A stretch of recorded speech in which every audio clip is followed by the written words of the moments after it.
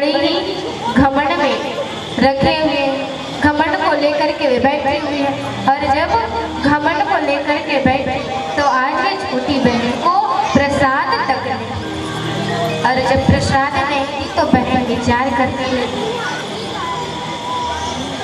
वे विचार करने कि अब मैं घर को जाऊंगा, ये जो बच्चे हैं वे मुझसे पूछेंगे कि आप पूजन में गए थे तो प्रसाद लाए होंगे, क्योंकि हम सबका भाव रहते हैं मेरे प्यारे कि जब घर में आप लोग जाओ ना तो आपके भी बाल बच्चे देखते होंगे कि हमारे माता जी बढ़िया सुंदर कथा सुनने के लिए गए तो वहाँ से वे प्रसाद को लेकर के आएंगे।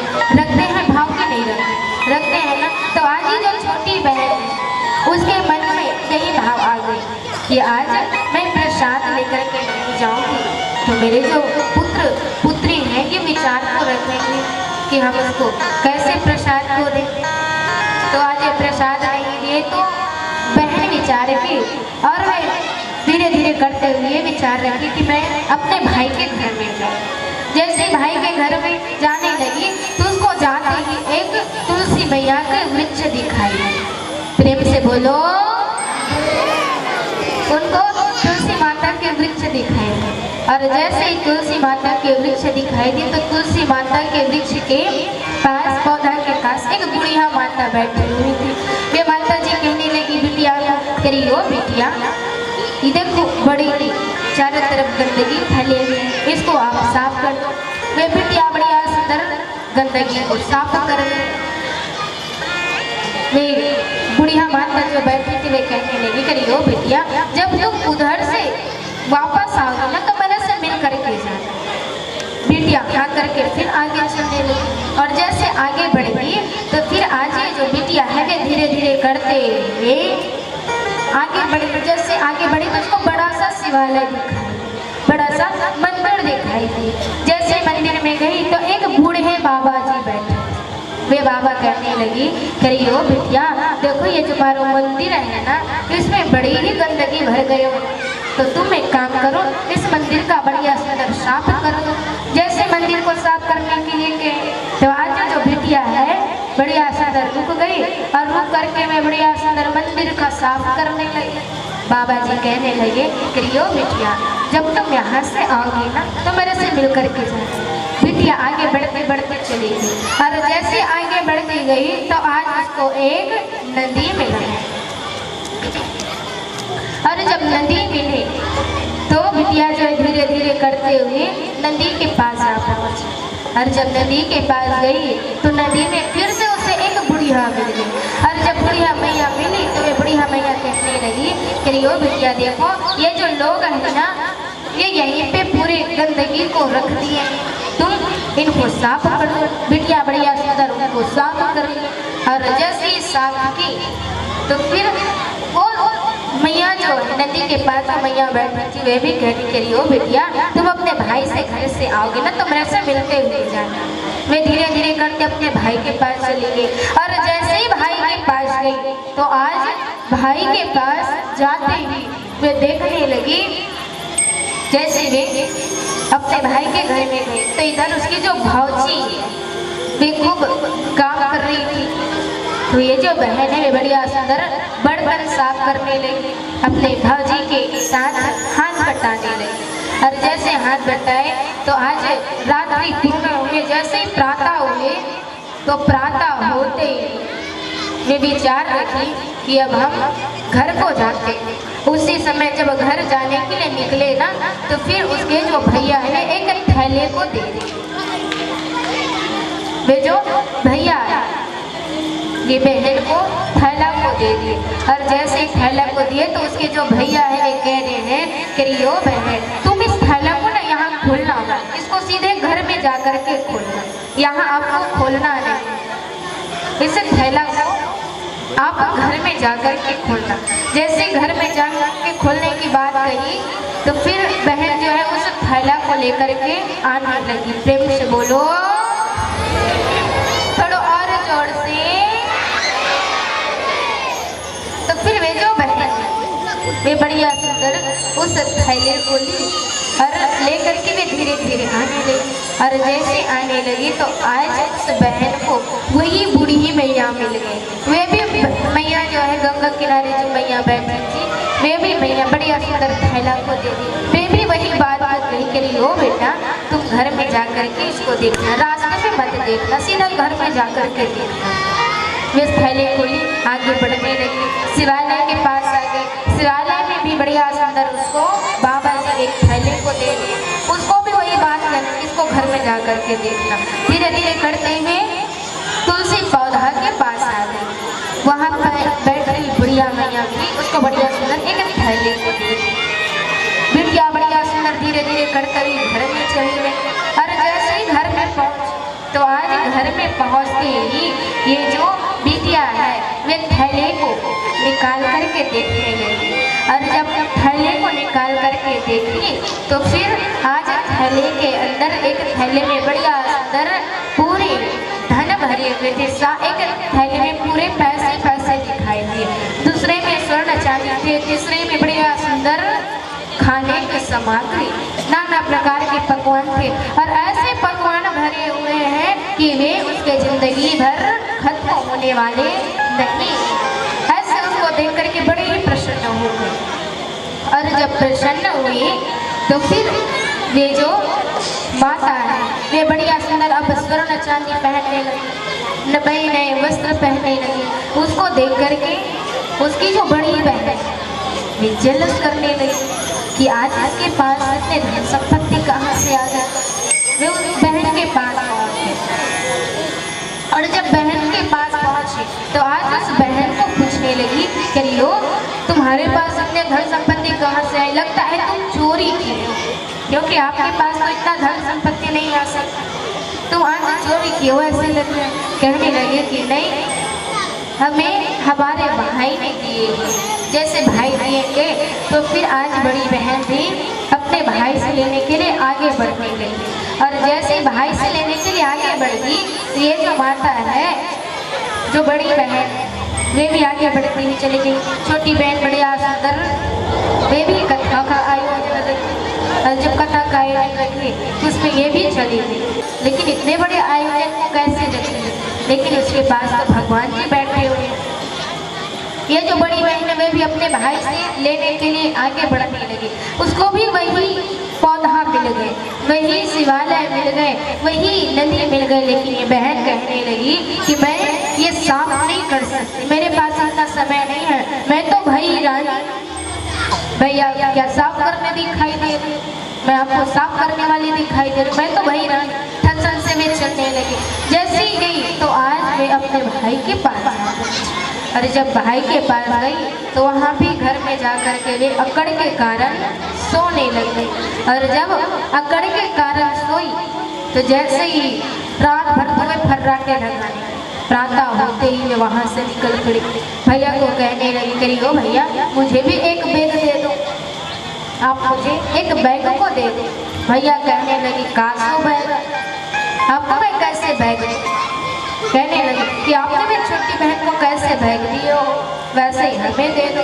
भैया कहने लगी कि अरे तुमको पता नहीं है, तुम तो जब से आई हो तब से सोने का काम करने, और वे तो जब आई तो बढ़िया अंदर अपने भाभी के साथ हाथ बटाने लगी। और आपको जब आई तो सोई ही जा रही, तो हम आपको कैसे दें? वे वहाँ से फटकार लगाते हुए आने लगी। और जब फटकार लगाते हुए आए तो फिर इधर बाबा जी दिखाई दिए। वहाँ से चुपचाप आ गई, उसको कुछ मिले नहीं। विचार करने लगी कि मुझे क्यों वे कुछ दिए नहीं। प्रेम से बोलो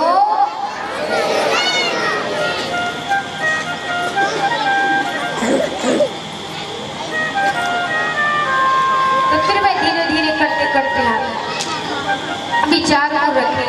और जब विचार को रखे तो कहने लगे ये जो माता बैठी तुलसी पौधा के पास, जो बुढ़िया माता थी, ये कोई और नहीं, ये तो साक्षात तुलसी माता है। ये जो शिवालय में बाबा जी बैठे थे ये हमारे भोलेनाथ जी है।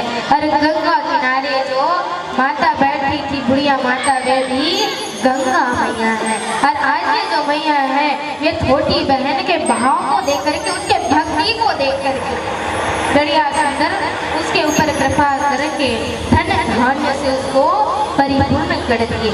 इसलिए कहते हैं कि जीवन में अहंकार को लाना नहीं चाहिए, क्योंकि ये तो मिट्टी का चोला है। इसको जितना हो सके उतने भगवान के नामों का स्मरण करवाना चाहिए, भगवान के नामों का जाप करवाना चाहिए। तो मिट्टी का काया, इसमें अहंकार भर के क्या करूँ? पता चल रहा है कितने समय ये जो घड़ा है वे टूट सकते हैं। इसका कोई आपको पता नहीं कि कितना समय ये जो घड़ा है मिट्टी का वे कब हाथ से बिछले और वे टूट गए।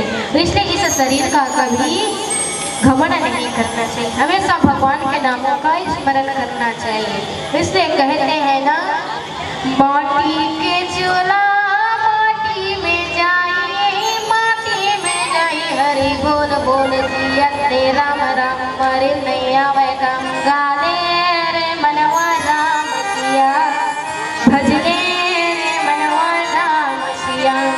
ये जो हमारा शरीर में माटी कहे कभी काम नहीं आएंगे, इसलिए बड़े भाव से कहे, बड़ी भाव से भक्ति को लिखेंगे और कहते हैं, चोला माटी के हेरा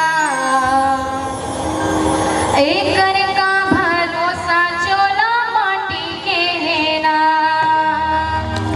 चोला माटी के हेरा एक का भरोसा, चोला। गाओ, सभी गाते हुए चलेंगे तभी आनंद आएंगे, जब तक आप गाओगे नहीं तब तक आनंद आने वाला नहीं है। इसलिए गाते हुए बड़े भाव से कहेंगे, क्या कहेंगे? चोला माटी के हेरा एक का भरोसा, चोला माटी के हेरा, चोला माटी के हेरा एक का, जोर लगाओ, चोला माटी के हेरा एक का भरोसा, चोला चोला माटी के हेरा एक का भरोसा, चोला माटी के हेरा, चोला माटी के हेरा एक का भरोसा, चोला माटी के हेरा, चोला माटी के हेरा, हाय चोला माटी के हेरा, लेकर का भरोसा, चोला माटी के हेरा, लेकर का भरोसा, चोला माटी के हेरा, चोला माटी के हेरा एक का भरोसा, चोला माटी के हेरा एक का भरोसा, चोला माटी के हेरा, चोला माटी के हेरा, हाय चोला माटी के हेरा, लेकर का भरोसा, चोला माटी के हेरा। ऐसे नहीं, सभी थोड़ा हाथ ऊपर करके ताली की सेवा करेंगे। जय हो।